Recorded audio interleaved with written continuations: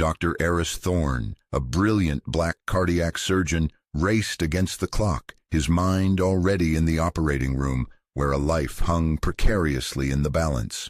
Flashing lights in his rearview mirror, a cop, young and arrogant, saw not a lifesaver, but a speeding black man. Detained, delayed, disbelieved, Dr. Thorne pleaded, but the officer, blinded by prejudice, refused to listen. He had no idea that the patient whose life was ticking away with every wasted second was his own police captain, a man beloved by the entire force. Friends, viewers, and advocates for understanding, welcome back to our channel where we share stories that not only captivate, but also challenge us to look deeper. Today, we bring you a narrative that unfolds at the critical intersection of life, death, and the devastating consequences of racial bias when seconds count. It's a story about a healer delayed, a system tested, and the shocking irony that can sometimes jolt us into confronting uncomfortable truths. We are so grateful to have you here. Please let us know where you're joining us from in the comments below. Connecting with our global community is a privilege. And if you believe in the power of storytelling to foster empathy and drive change, consider subscribing and activating that notification bell. Our commitment is to bring you compelling narratives that illuminate the human condition and champion the cause of justice. Your support is the lifeblood of this mission. Thank you. Now, take a deep breath, because the emergency in this story isn't just medical. It's a crisis of perception that nearly cost more than just time. Dr. Eris Thorne was a symphony of controlled motion and intense focus, a man whose hands, steady and precise, held the power to mend broken hearts, literally. At 42, he was one of the youngest and most respected cardiothoracic surgeons at City General Hospital, a sprawling institution that served as the primary trauma center for the bustling metropolis. His reputation was built not on flamboyant self-promotion, but on a foundation of quiet brilliance, grueling hours, and an unwavering dedication to his patients. He moved through the high-stress environment of the surgical wing with a calm authority that inspired confidence in his team and solace in the anxious families who entrusted their loved ones to his care. His dark skin, often a subject of initial surprise to older patients in the predominantly white institution, quickly became irrelevant once they witnessed his compassionate professionalism and learned of his near-miraculous success rates. Dr. Thorne didn't just perform surgeries, he waged intricate personal battles against mortality, and he usually won. Tonight, however, the stakes felt even higher. He'd been at home, a rare evening spent attempting to unwind with a complex medical journal and a cup of rapidly cooling tea, when his pager had blared with the piercing shriek of a code omega, the hospital's highest-level cardiac emergency. A massive aortic dissection, the patient whose identity was initially unknown to him, beyond a name and vitals, was crashing fast. Every minute counted. Without a second thought, Eris had thrown on the first clothes he could find. Worn jeans, a faded university sweatshirt, grabbed his keys and sprinted to his car, his mind already visualizing the surgical field, anticipating the challenges running through the critical steps. His car, a powerful but unassuming dark blue sedan, was well maintained but bore none of the flashy accoutrements one might associate with a surgeon of his caliber. For Eris, a car was a tool, a means to get from point A to point B. And tonight, point B was the operating room, and the journey needed to be made with utmost speed. His hidden power was not a network of influential friends or a secret fortune. It was the unparalleled skill in his fingertips, the years of relentless training that had turned his hands into instruments of healing, and the profound respect he commanded within the medical community. It was the unspoken authority that came from routinely snatching lives back from the brink of death. And it was the fierce, almost primal urgency that drove him when a life was on the line. an urgency that, on this particular night, would be tragically misinterpreted. The streets were slick with a persistent drizzle, the city lights blurring into streaks as Eris navigated the late-night traffic, his progress frustratingly slow. He knew the route to City General like the back of his hand, every shortcut, every traffic light pattern. He wasn't reckless, but he was pushing the limits, driven by the desperate image of a ruptured aorta and a rapidly fading heartbeat. He made a calculated decision to take the expressway for a few miles, hoping to bypass some of the congested city center streets. As he merged onto the nearly empty on-ramp, he accelerated, his focus absolute. The hospital was less than 10 minutes away. That's when he saw them, the sudden jarring flash of blue and red lights blooming in his rearview mirror, like a malevolent flower unfurling in the darkness. His heart sank. A police cruiser. He glanced at his speedometer. He was definitely over the limit, not excessively, but enough. He'd been so focused on the patient, on the ticking clock in his head, that he hadn't paid enough attention to his own speed. With a muttered curse, he signaled, slowed, and pulled over to the shoulder, the rain now beating a more insistent rhythm on his windshield. He fumbled for his wallet and hospital ID, his mind still racing with surgical protocols, even as a new anxiety began to creep in. This was a delay he couldn't afford. A delay the patient couldn't afford. The traffic stop was initiated by Officer Kyle Jennings, a young patrolman barely 3 years on the force. Jennings was ambitious, eager to make his mark, but his eagerness often tipped into arrogance, his judgment clouded by a rigid black-and-white view of the world and a set of ingrained biases he wasn't even consciously aware of. He saw a speeding car late at night, driven by a black man in casual, almost scruffy attire. In Jennings' limited, prejudiced worldview, this combination immediately triggered suspicion, not a consideration of circumstance.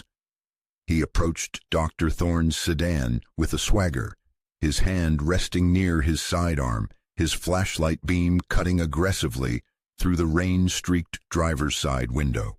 "License, registration, and proof of insurance," Jennings demanded, his voice amplified by the official tone he'd practiced to sound intimidating. He didn't bother with a good evening or an explanation for the stop, though the speeding was the obvious pretext. Dr. Eris Thorne, his mind still half in the OR, looked up at the officer, his expression a mixture of urgency and forced patience. "Officer, good evening," he began, his voice calm but with an undercurrent of controlled desperation. "I apologize for my speed, but I am a surgeon, Dr. Eris Thorne, from City General. I've been called in for a Code Omega cardiac emergency. A patient is dying. I need to get to the hospital immediately." He held up his hospital ID badge, clearly visible in the dim interior light, his photograph and title prominent. Officer Jennings barely glanced at the ID. His eyes, narrowed and skeptical, scanned Eris, lingering on his jeans and sweatshirt. The story, in Jennings' mind, didn't fit the picture. A surgeon? Dressed like this? Rushing to an emergency? It sounded like a convenient excuse, the kind he'd heard 100 times before from people trying to talk their way out of a ticket. His internal bias clicked into place. Black man, speeding, casual clothes, improbable story, likely a lie. "A Code Omega, huh?" Jennings said, his tone dripping with sarcasm. "That's a new one. Everyone's in a hurry tonight, it seems. Let's just see your license and registration first, Dr. Thorne. We'll sort out your emergency after we take care of the law you just broke." Eris felt a surge of disbelief and then a cold wave of dread. The officer wasn't listening. He wasn't looking. He was judging. "Officer, please," Eris implored, his voice rising slightly in desperation. "I understand I was speeding, and I will accept the consequences for that later. But right now, every minute you delay me, you are risking a patient's life. This is not an exaggeration. Aortic dissection. The mortality rate increases with every passing second. He tried to inject the same urgency into his voice that propelled him through a critical surgery. Jennings remained unmoved, his expression hardening into a mask of smug authority. "I've heard all sorts of stories, pal. Just hand over the documents. The more you argue, the longer this is going to take." He tapped impatiently on the window with his flashlight. With a feeling of growing despair, Eris handed over his license and registration. The rain intensified, drumming against the roof of the car like a ticking clock counting down a life. He watched as Jennings sauntered back to his cruiser, the picture of unhurried nonchalance. Each second that passed felt like an eternity, like a scalpel twisting in Eris's gut. He thought of the patient on the table, the waiting surgical team, the family pacing in the hospital corridor, their hopes resting on his arrival. And here he was, stranded on the side of an expressway, his life-saving skills rendered useless by the petty tyranny and blind prejudice of one police officer. The irony was a bitter pill. A man dedicated to fighting death was being prevented from doing so by a man sworn to protect life.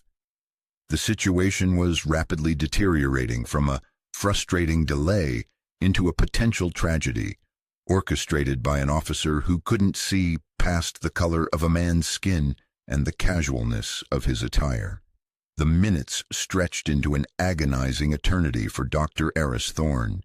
Each tick of his car's clock was a hammer blow against his composure. He could see Officer Jennings in the patrol car, silhouetted against the glow of his on-board computer, seemingly in no hurry whatsoever. Eris gripped the steering wheel, his knuckles white, fighting the urge to lay on the horn, to scream, to do anything that might convey the monumental urgency of the situation. But he knew, with a surgeon's practiced discipline, that losing control would only make things worse, would only confirm the officer's preconceived notions. He had to remain calm, logical, persuasive, even as the image of his patient bleeding out internally seared his mind. Finally, after what felt like a lifetime but was probably closer to 10 excruciating minutes, Officer Jennings ambled back to Eris's window. The rain had eased slightly, but the tension in the air was thick enough to cut with a knife. Jennings handed back the license and registration with a deliberate slowness. "All right, Dr. Thorne," he said, drawing out the title with a fresh layer of sarcasm, as if the computer check had somehow failed to impress him, or worse, had only deepened his suspicion. "Your license is valid, no outstanding warrants. But you were still doing 75 in a 55 zone. That's a hefty ticket. And frankly, your whole emergency surgery story, it still sounds a bit far-fetched." Eris felt a tremor of rage, quickly suppressed. "Officer," he said, his voice tight but controlled, "I assure you it is very real. My hospital ID, my credentials, they are all legitimate. You can call City General's emergency dispatch. They will confirm. Please, I am begging you. A man's life is on the line." He pointed towards his dash, where his hospital-issued emergency flasher permit was clearly displayed. A permit specifically allowing for exceeding speed limits in bona fide medical emergencies, a detail Jennings had either missed or deliberately ignored. Jennings' eyes flickered to the permit, then back to Eris's face, his expression unreadable for a moment, before settling back into a look of obstinate disbelief. "You know, a lot of people try to use fake IDs, fake stories. We see it all the time. Especially people driving cars like this, dressed like you are, claiming to be someone they're not." The implication was clear, insulting, and deeply racist. He was saying, without saying, that Eris didn't look like a top cardiac surgeon. "What is that supposed to mean, dressed like I am?" Eris challenged, the professional calm finally cracking. "Does a surgeon need to wear a tuxedo to save a life? My attire has no bearing on my ability or the urgency of this situation." "Watch your tone with me, Doctor," Jennings snapped, his hand instinctively moving closer to his holstered weapon. "You're starting to sound agitated. Makes me wonder if there's something else going on here. Maybe I should have you step out of the vehicle. Maybe there's more to this than just a speeding ticket and a tall tale." The threat was palpable. Eris knew he was on a knife's edge. Any further argument, any perceived aggression, could lead to him being pulled from the car, searched, detained for even longer. The patient, his patient, would die. He had to de-escalate, even if it meant swallowing his pride, his anger, his desperate frustration. "Officer," Aris said, his voice dropping, forcing a note of pleading into it. "I apologize if my tone was inappropriate. I am under immense stress. Please just write the ticket, write 2 tickets. I will pay any fine. Just let me go, please, for the sake of my patient." Jennings seemed to relish the moment, the power he held over this man who, despite his claims, he clearly viewed as inferior. He slowly, deliberately, began to write out the citation. Each stroke of his pen, another agonizing second stolen from the dying patient. Eris sat, hands clenched, watching helplessly, the minutes bleeding away. He glanced at his phone. A dozen missed calls from the hospital, each one a fresh spike of anxiety. As Jennings finally tore the ticket from his pad, a call came through on the officer's own shoulder radio. The dispatcher's voice was tinny but urgent. "Unit 34, what's your 20? We have an update on that cardiac patient at City General. Condition critical. They're asking for an ETA on Dr. Thorne. Apparently he was en route."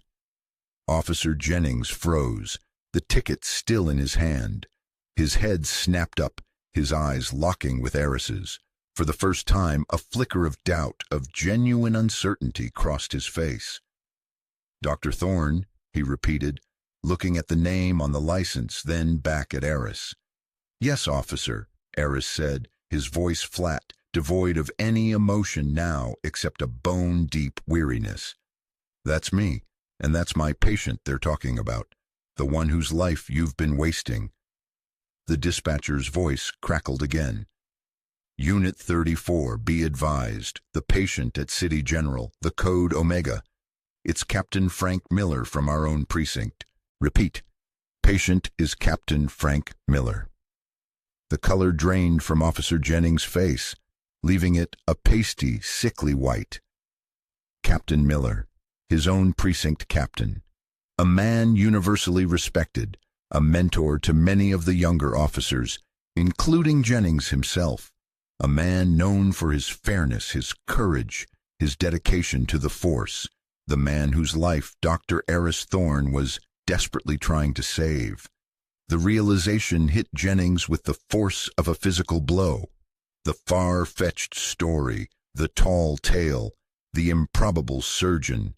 It was all horrifyingly, catastrophically true, and he, Officer Kyle Jennings, in his arrogant, prejudiced blindness, had been the one standing in the way, delaying the very man who held Captain Miller's life in his hands. The speeding ticket fluttered from his suddenly nerveless fingers and landed on the wet asphalt. The world seemed to spin. He looked at Dr. Thorne, truly seeing him for the first time, not as a stereotype, but as a man of immense skill and responsibility, a man whose desperate pleas he had arrogantly dismissed. The weight of his misjudgment, the potential consequences of his actions, crashed down on him with unbearable force. He had not just failed his duty, he had potentially doomed his own captain.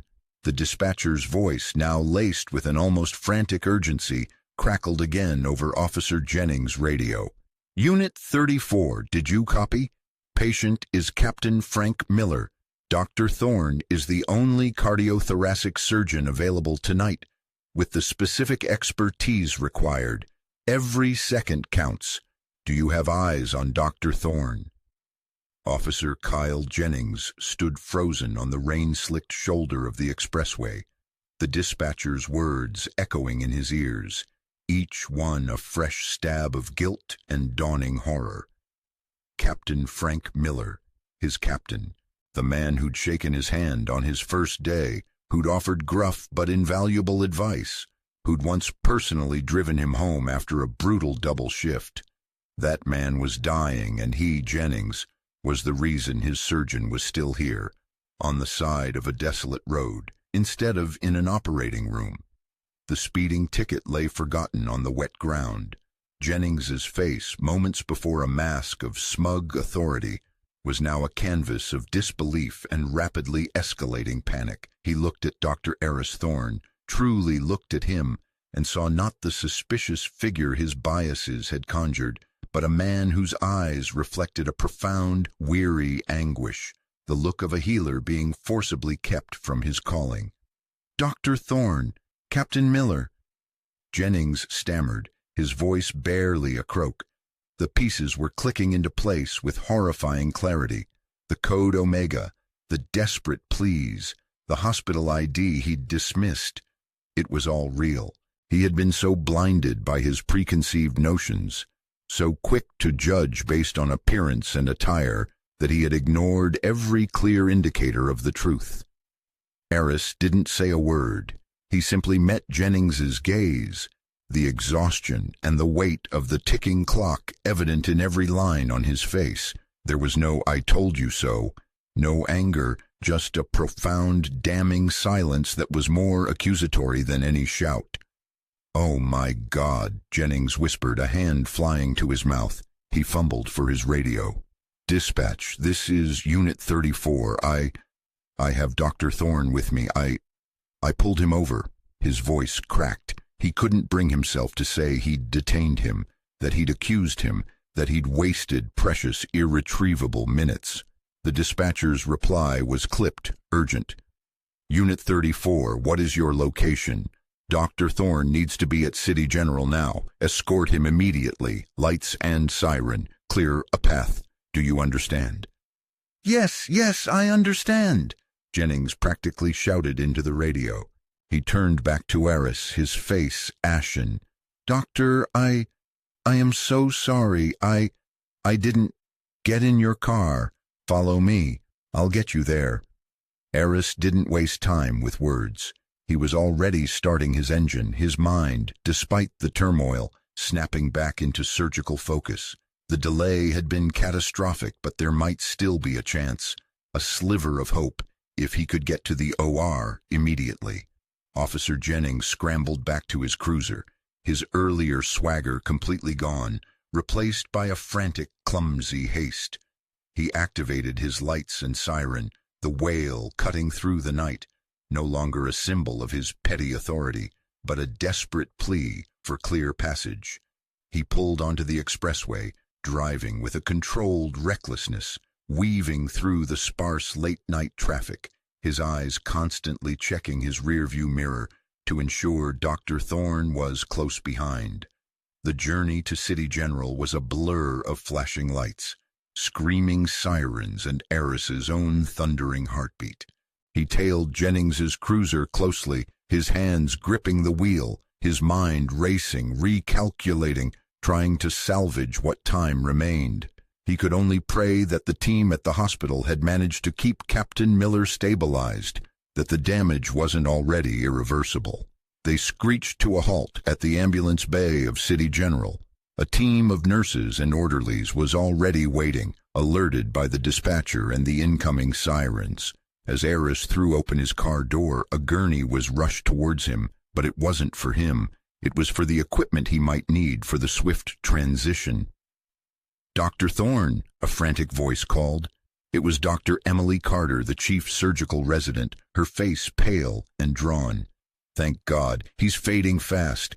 We've got him on bypass, but his pressure is bottoming out. OR 3 is prepped."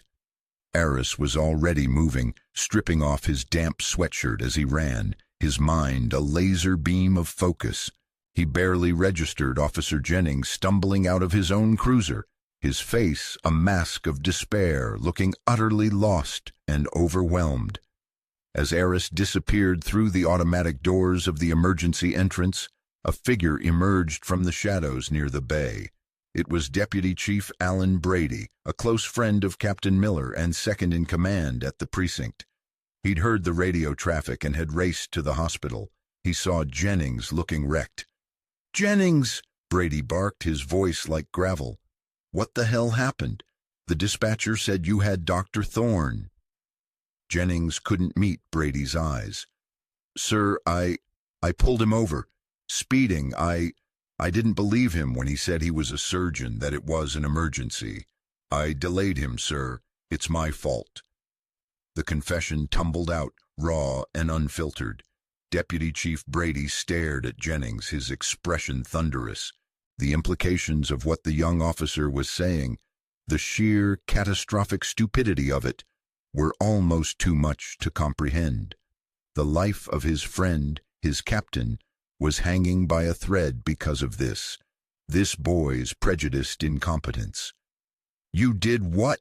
Brady roared, his voice echoing in the ambulance bay, causing the waiting staff to flinch. "You delayed a cardiac surgeon on his way to save Frank Miller's life because you didn't like his story." He took a menacing step towards Jennings, his fists clenched.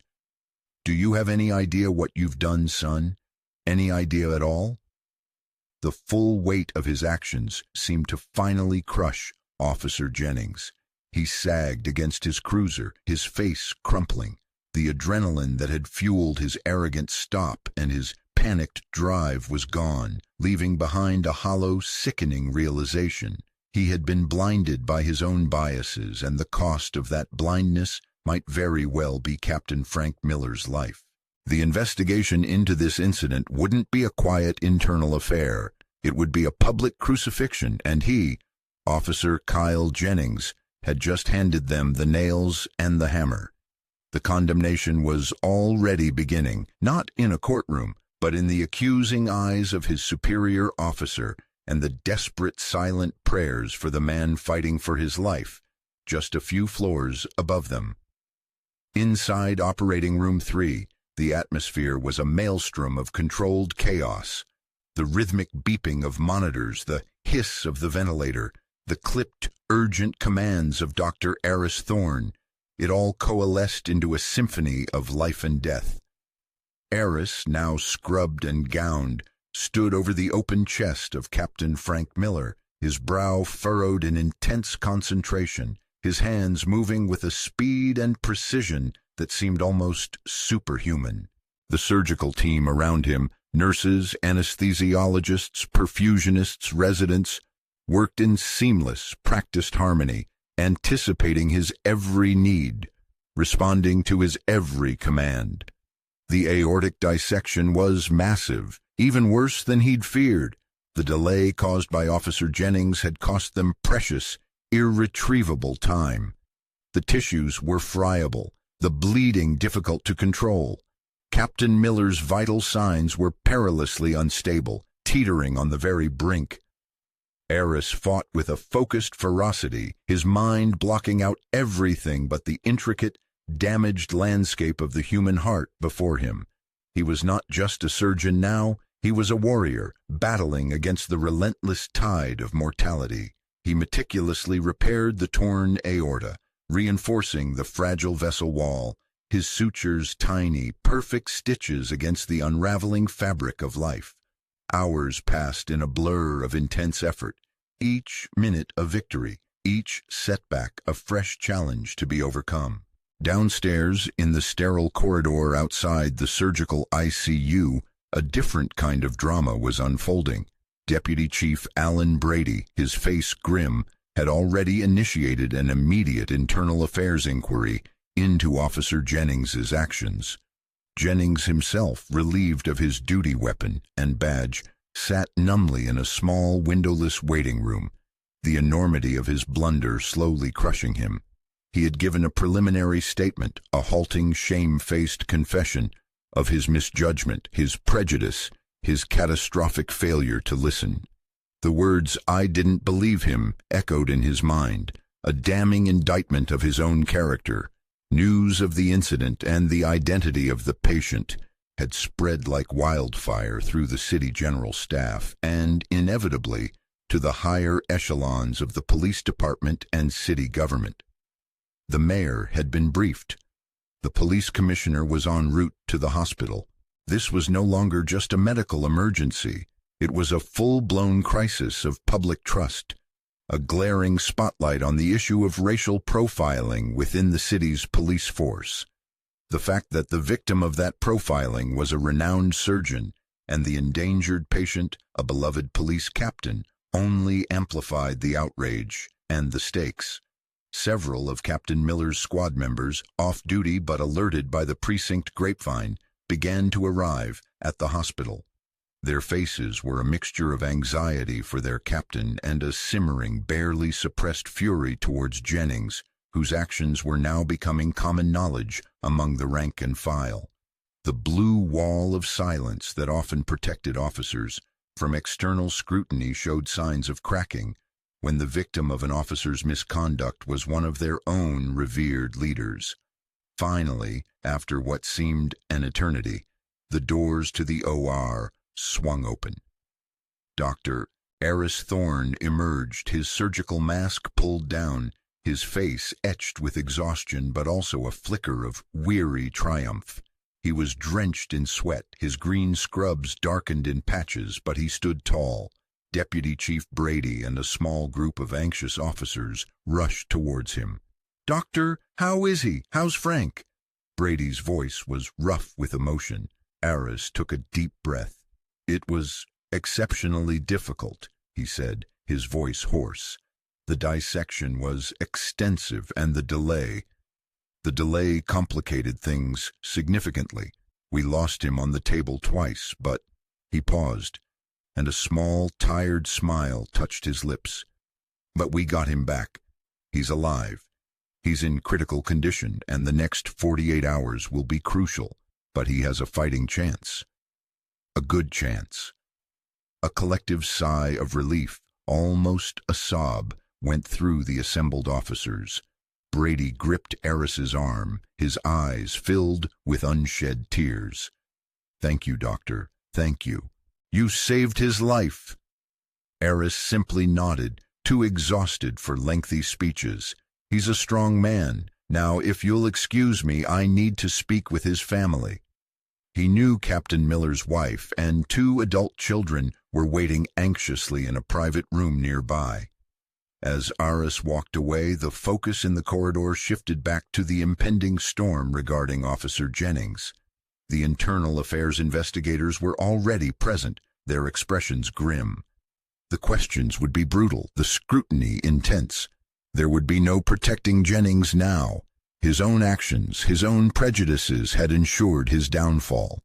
The body cam footage from his cruiser, which would be pulled as standard procedure in any investigation, involving a delay of emergency services or a citizen complaint, would undoubtedly corroborate Dr. Thorne's account of the traffic stop. The hidden power in this case wasn't just Dr. Thorne's surgical skill. It was the undeniable truth of his desperate situation, a truth that Officer Jennings had willfully ignored, and that the system, now jolted into action by the near death of one of its own, could no longer afford to overlook. The investigation would be swift, the condemnation public, and the consequences for Officer Jennings severe.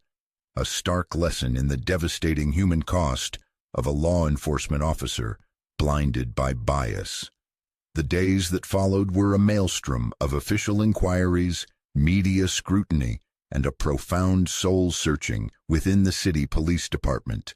Captain Frank Miller, against considerable odds, began the slow, arduous journey towards recovery. His survival was a testament to Dr. Aris Thorne's extraordinary skill and the resilience of the human body, but the shadow of Officer Jennings's catastrophic misjudgment loomed large over the entire affair.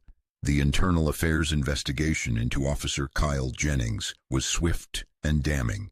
His body cam footage, along with Dr. Thorne's calm, factual testimony and the dispatcher logs, painted an undeniable picture of gross negligence abuse of authority, and racially motivated bias.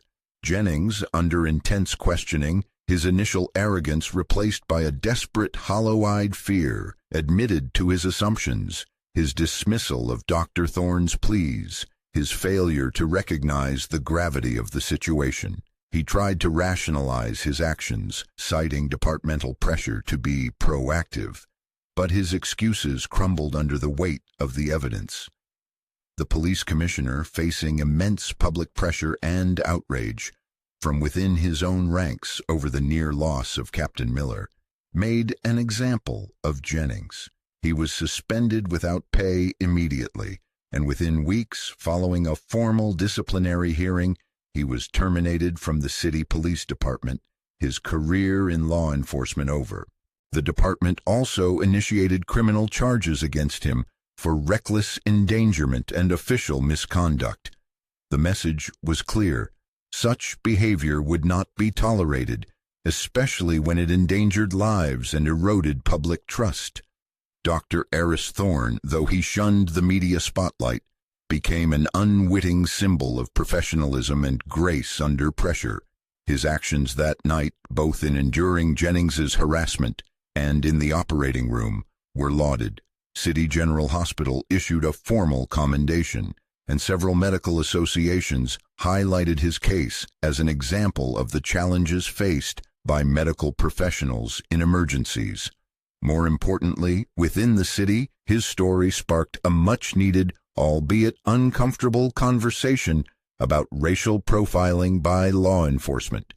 Community leaders, activists, and even some city council members called for enhanced bias training, stricter accountability measures for officers, and a review of traffic stop procedures.